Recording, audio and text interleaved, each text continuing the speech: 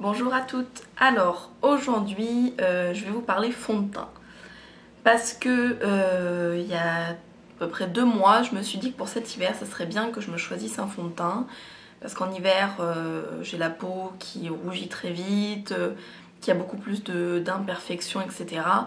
Donc je me suis dit que ça pourrait être pas mal d'unifier tout ça.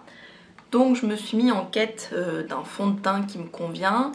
Rapidement, si vous ne le savez pas encore, j'ai la peau sèche, déshydratée, avec peu d'imperfections, de boutons, etc. J'en ai très peu, mais surtout beaucoup de rougeurs localisées au niveau des joues, un petit peu au niveau du front, qui sont dues à la sécheresse, enfin mon visage qui est déshydraté, et aussi à mon eau qui est très calcaire, donc très agressive pour ma peau.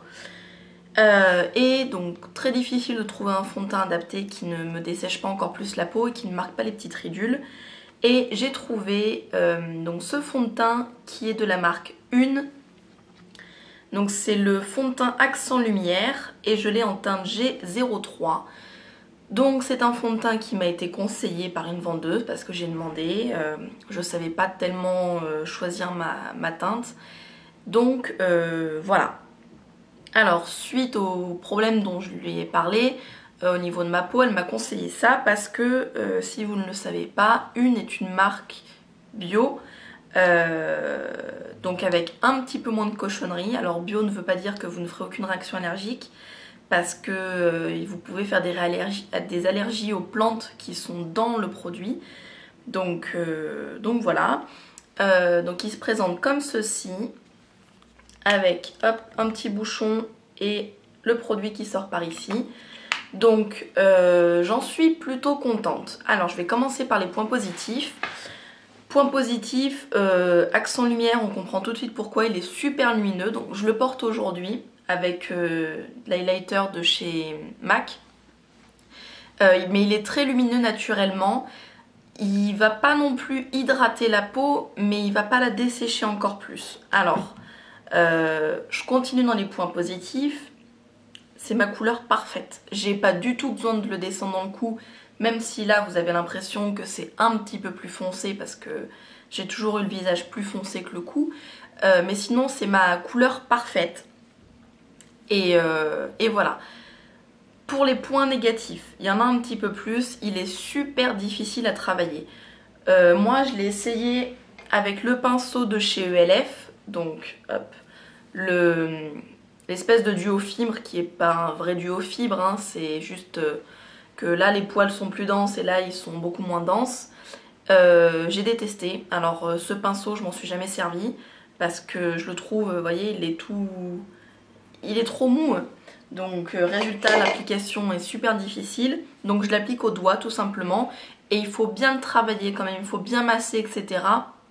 C'est un fond de teint où il faut prendre son temps parce que sinon ça fait des traces et c'est pas joli, hein. Donc voilà, très difficile à travailler. C'est vrai que pour un premier fond de teint, parce qu'avant j'avais jamais eu réellement de fond de teint qui me convenait, pour un premier fond de teint c'est pas facile. Il faut un petit peu le prendre en main et s'habituer à sa texture. D'ailleurs, texture assez liquide, il n'y a pas besoin de beaucoup.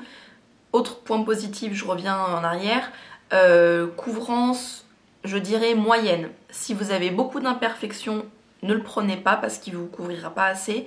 Mais si vous avez comme moi juste un besoin d'unifier, de camoufler quelques petites rougeurs, quelques petites traces de cicatrices, de boutons, etc., ça sera amplement suffisant. Mais c'est vrai que si vous avez beaucoup d'imperfections, ça suffira pas. Autre point négatif, il va marquer un petit peu les ridules. Donc, c'est-à-dire que moi j'ai la peau sèche au niveau des joues. Alors, je sais pas si on pourra le voir. Donc j'ai la peau sèche au niveau des joues et c'est vrai qu'il marque un petit peu quand même.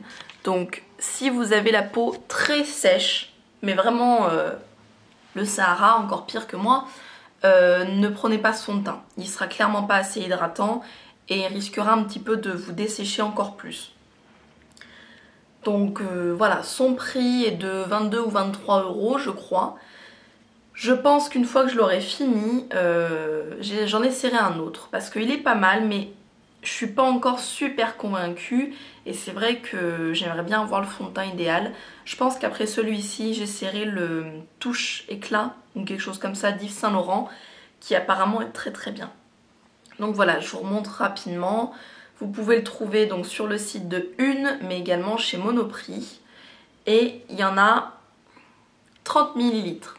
Donc voilà, j'espère que cette mini revue sur ce fond de teint de chez Une vous aura plu. Je vous dis à très bientôt.